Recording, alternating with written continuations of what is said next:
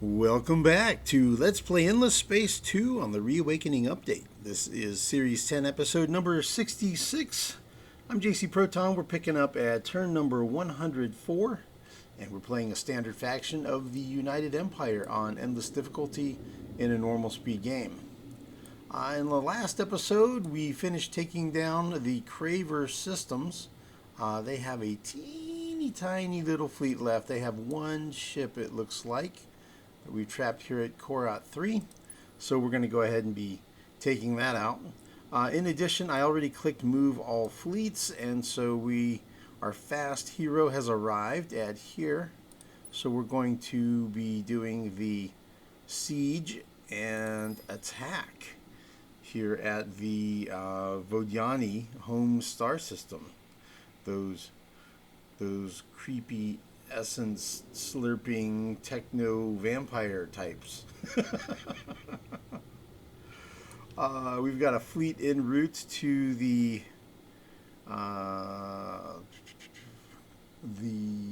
whatever these guys are called, Riftborn. Yeah, we got Hadrilenko has arrived here at Zane's, so let's go ahead and put him on the fleet. Where is he? 0. There it is. Put him with this fleet, merge.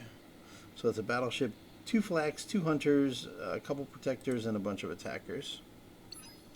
Altogether, that fleet is how strong? 117,000 attack, 35,000 defense, and 204,000 hit points. Yeah, I don't think anybody's stopping him. Okay, so we got that big bad fleet on its way to Dorado, and that'll be arriving next turn. And we've got a fleet on the way over to the Lumeris home system. And let's go ahead and group them up and head over to Polaris. Altogether, there we go, 32 of 32. That fleet's only 117,000 attack, 32,000 defense, and 190,000 hit points. We're going to select all these and move everybody to Polaris.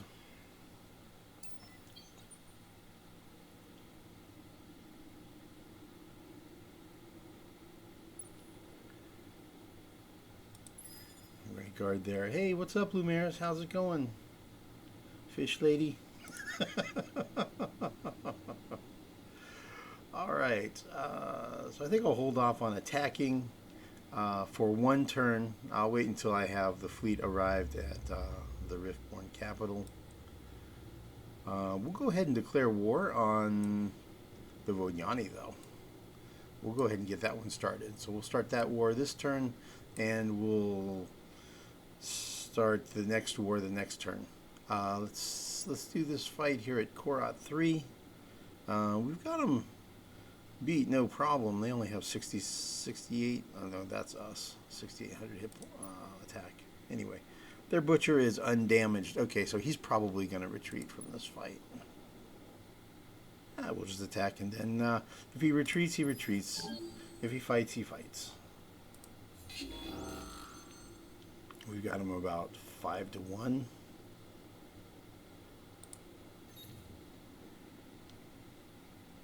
We'll just pile everything into the center lane where he's going to be anyway and see how it goes.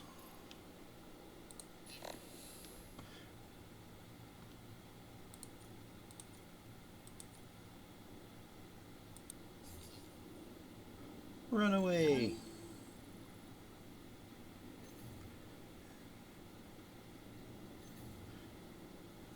He's running. He retreated and was destroyed. And we got 30 dust. Okay. Okay, I don't know what that's about. Though we doubt the purity of your motives, the Protectorate has a proposal for you. No, we don't want your treaty. The unfallen watch the winds and watch you, wondering which way things will go. Yeah, things are about to go in an interesting direction, that's for sure.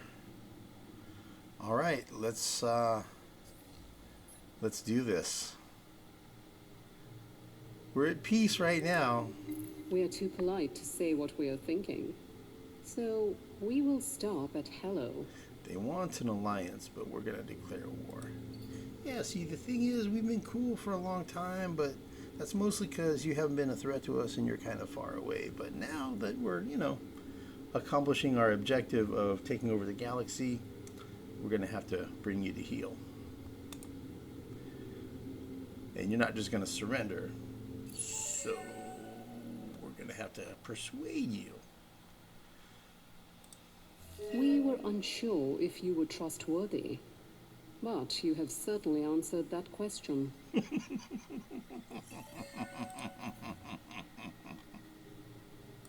In the opinion of the Church, your actions are those of faithless unbelievers. Yeah.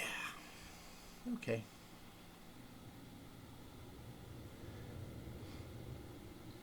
All right, so let's start the battle.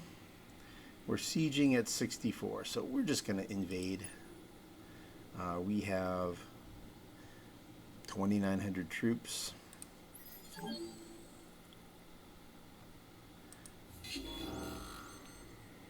And I'll just take a conservative approach. I could go swarm, but it's not that much better than preemptive bombing, but the casualties are a lot higher.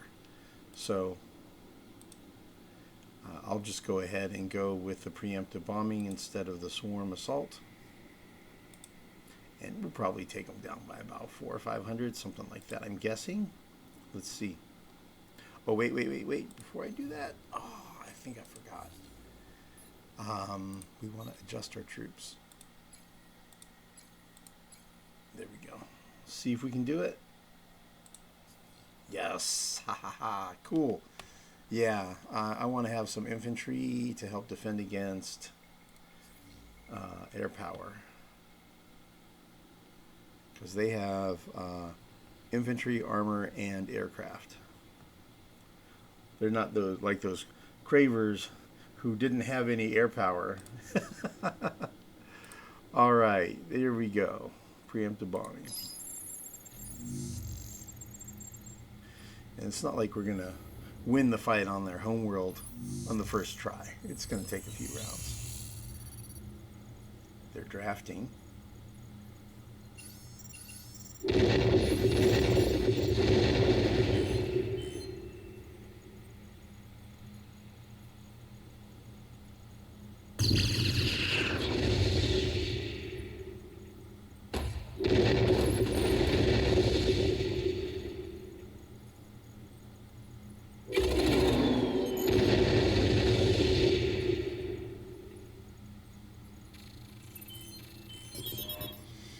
Okay. So let's see where we stand here. They have 585 defenders, so we took them down by like 500. And we lost about 300.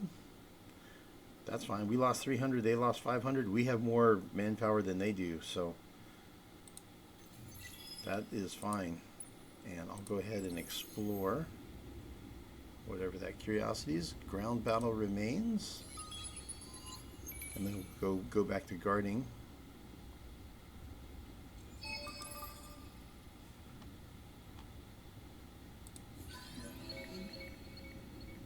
$25 titanium.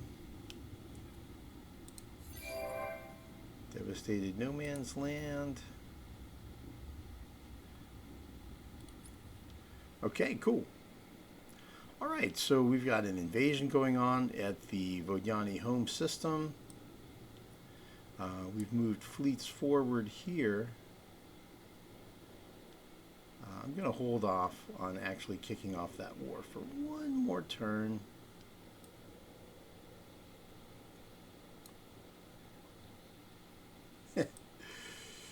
Yeah, our siege ships missed the war.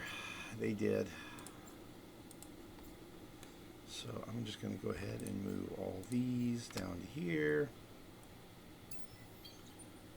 And I was thinking about using this hero to help taxi the siege fleets forward, but I think I'm just going to go ahead and allow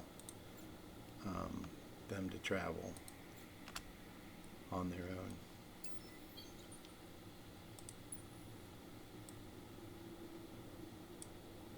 Yeah, battleship 200s, 2 flags.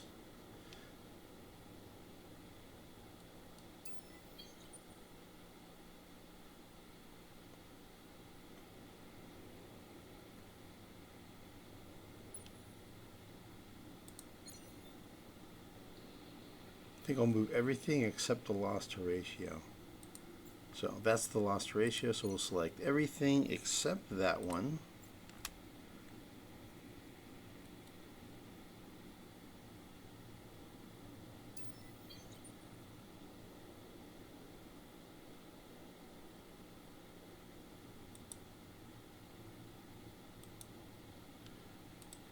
And loss ratio can guard. So we're just sending everything down here to Alioth.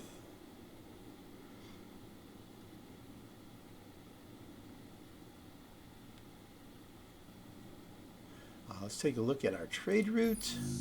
So the trade route did go across CE and CI, as I kind of suspected it might. So then we can discontinue the trade subsidiary at CE41, and we'll move it over here to Husk. So we're currently earning 213 red sang, 150 voidstone, 48 benthic gems, 71 virtual artifacts. While we're looking at this, the marketplace, this ended up being a total of about 53,000 in dust. So my 25% cut of that is around 13,000 or so dust. And you can see prices are dropping again. Ridiculous for Quadronix. So I'm going to buy some of this stuff. And you can see on the history, after I had bought benthic gems, then the Lumeris sold more benthic gems, so then I bought more benthic gems. So anyway, yeah, that's happening. Also, I want to take a peek at the technology. So Xeno NLP, it will be completed in 1 turn. That's this one over here. So we completed research on Genius of the Endless, which gives us 10% extra science on all of our systems and reduces all technology costs by 20%. And then we also completed Intergalactic Lectures, which gives us Uplift Institute, shorter hero recovery time. So that is a third, that was this one right here. I really only did that just so I could unlock Power of the Endless. So that's the next one we're doing. Then we're going to need to do some military techs because we want to unlock these. We need to unlock 3 so that we can get Wealth of the Endless, and so that we can also, you can see this one's unlocked, but this one's is not, the Might of the Endless. So 2 techs we're going to want is extra troop attack defense or whatever, war as hobby, yeah, health and damage, and then extra command points. And then I'll have to figure out what the other one's going to be. I'm a little bit undecided.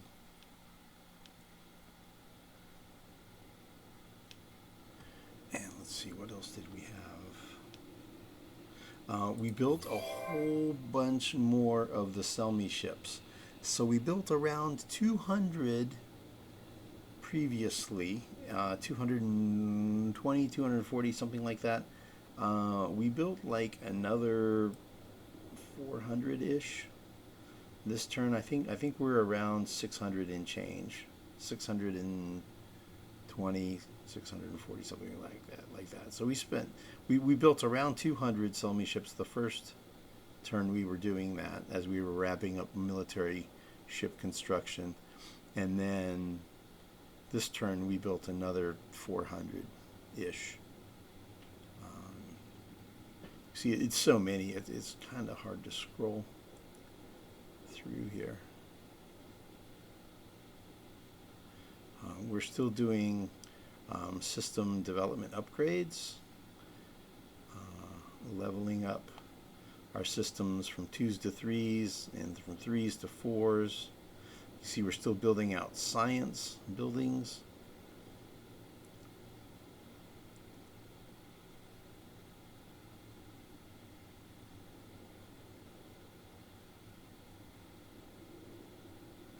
Building super biofuel factories, doing terraforming. Hey, there's one.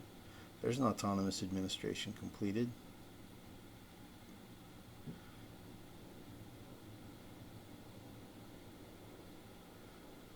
So, yep, lots of good stuff going. You got a couple more autonomous administrations started.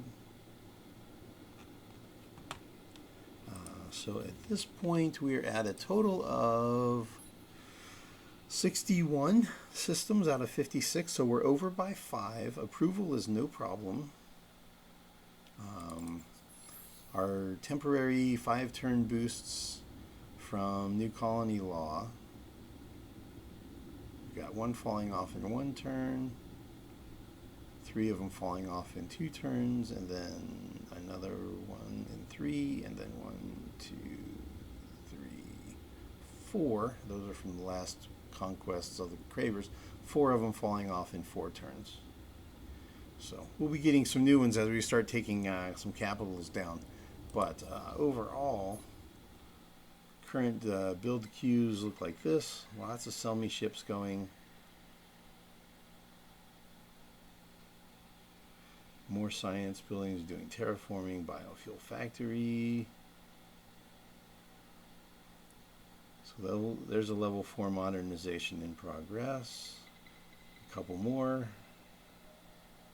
Another one, so that's 4. We got 3 autonomous administrations in progress. There's another level 4 in progress. I went ahead and already queued them up. So we're already tapped out on level 4 upgrades. So we actually don't have any 2s that we can upgrade to a 3. Everything is already at a 3 or in the progress of upgrading to 3. So it's going to be a bunch more level 4s. We're still holding off on these. I did some basic math. The price of a Selmy ship right now, if I were to sell 1, would be how much? 816. So 816 times around 600 is close to $500,000 dust. So even at today's dust inflation prices, it's like a $500,000 dust. So that's quite a bit, but that'll go up as the dust inflation goes up. So I might go ahead and when I complete this research next turn, I might go ahead and pull the trigger and do the emergency labor policy on all of the systems where I'm currently doing building Selmy ships. So that's my plan. And we have heroes to level up. Competitive quest started. Food fight. Produce the most food in the galaxy to get 1,000 dust and 40 dust water. What's dust water worth? Dust water is around 66 a piece, so not super valuable. Benthic gems, I can buy a little bit.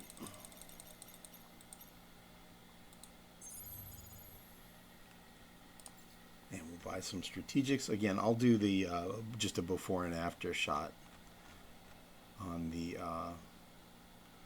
strategic resources. Okay, so this is what I bought, and these are the current prices. All right, let's look at these events, and I guess probably just level up our heroes. Christo Liberia. is cranking out that the Fidzy resources for sure. Let's see how much depletion we've got going on after just one turn. So the planets will be depleted in 18 turns. The game will be over before 18 turns, that's for sure.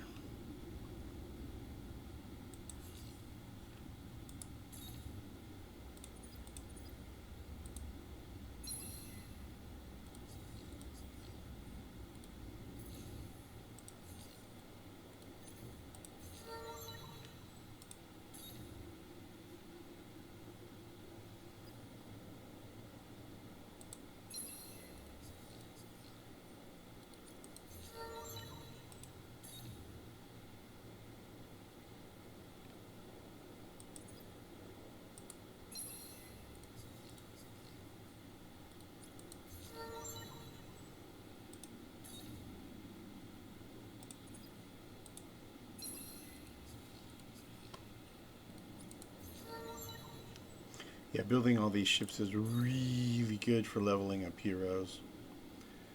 They level up really fast when you're building fleet.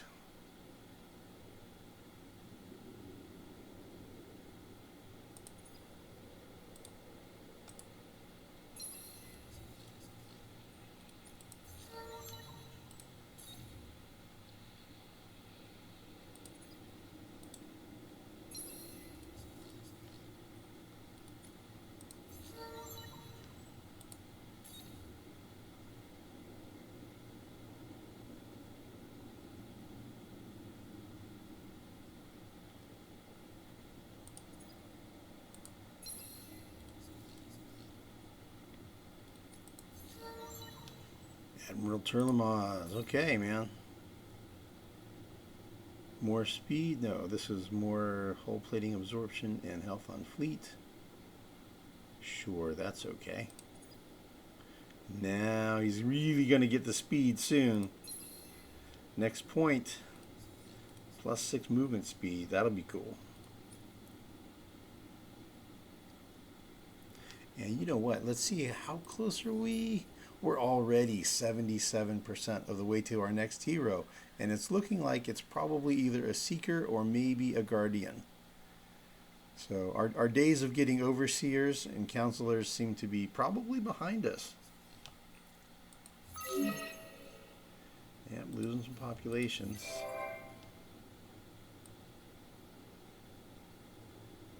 And we had no new sowers growing. What's our total number of sowers now? I think I moved even more, actually. Yeah, we're down to 43. We need 50 for the sow and reap law, but it is what it is, man. I think we're pretty much in the home stretch on this game now at this point. You can see these ships that are here in these hangars. Those are sell me ships, so that's like how many I have. That's how I'm adding up how many I have. I'm going to click through the various pending fleet movements to see if there's anything of interest that's of note. Well, here we go. We can put we can go ahead and guard at Pavo with the Bastion fleet. We'll see if the Riftborn bring any of their carriers up here to defend Dorado. We have 77 ships on the Bundus system. Let's see if we have enough assembled that we can put a fleet together to head over to Rotanev.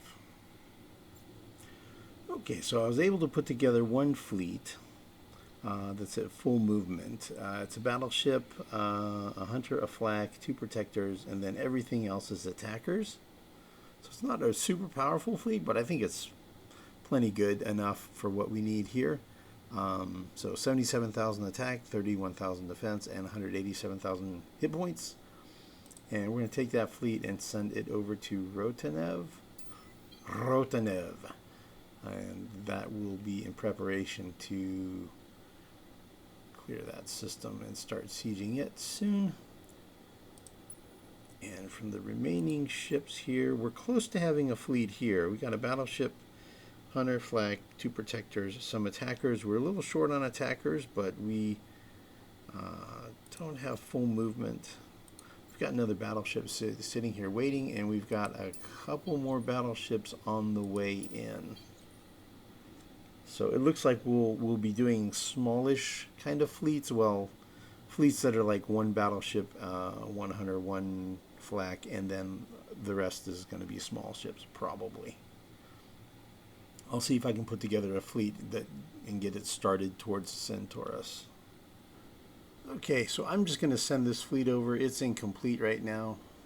It's only at 23 command points right now, so it has room for 9 more. But I think it's strong enough. So we'll send it over to Centaurus. And then we're also going to send some siege fleets.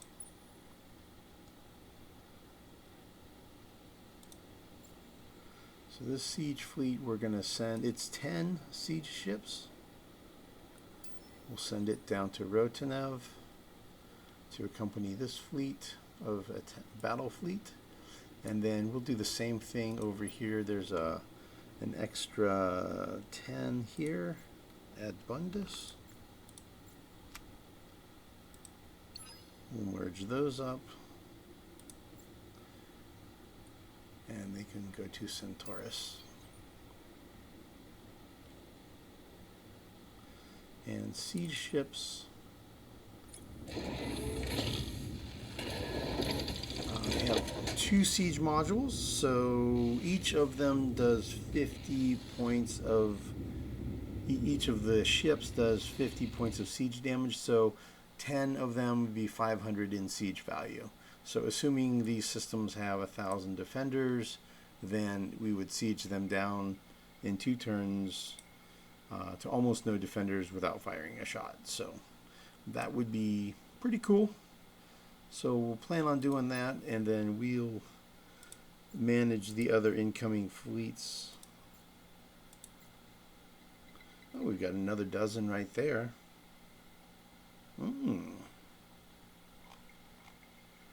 Well, cool. Then we'll plan on taking half of these siege ships and sending them down here to Rotanev. See, it takes them 2 turns to get there, so we'll just do half.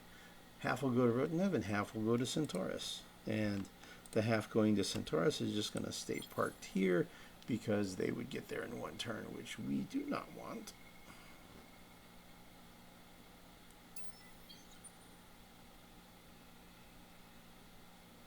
Cool. So that'll give 16 instead of 10. So we'll do 800 in siege damage per turn. That's pretty good. Just siege them for 1 turn, and we might be able to successfully invade if they only have 1,000 defenders. So that'd be pretty cool. All right, so we're getting set up for a invasion at Polaris, Centaurus, and Rotanev, starting with sieging, and then we'll be invading, and that'll be after we declare war on them, which will be after we finish getting other fleets positioned. And I'll finish moving the rest of these fleets. I'll do that off camera. Get these positions reinforced a bit, and maybe reinforce these fleets up here a bit. A decent amount of fleet showing up here. We got a battleship here now, so that's pretty good. We can take 4 attackers out and add this to the battleship. That's a pretty solid fleet. Battleship, 2 flags, 2 hunters, no, 3 hunters, and a bunch of attackers. And over here we're set up with a battleship, a flak, 3 hunters. Aha, there's another flak. So yeah, we can trim 3 attackers out and put in another flak. That'll work. Okay, that's pretty solid. That gives us a battleship, 2 flaks, 3 hunters, 3 protectors, and a bunch of attackers. Actually, more protectors than that. So we're in good shape here. And then the fleet at Zane's. Looks like it is a higgledy-piggledy mess.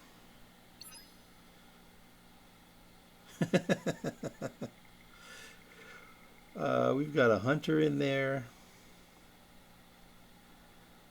And just a whole bunch of attackers and protectors. So it's pretty weak right now, but we've got more reinforcements coming. I see there's a battleship there, so we'll send some more fleets forward and kind of get that ship shape.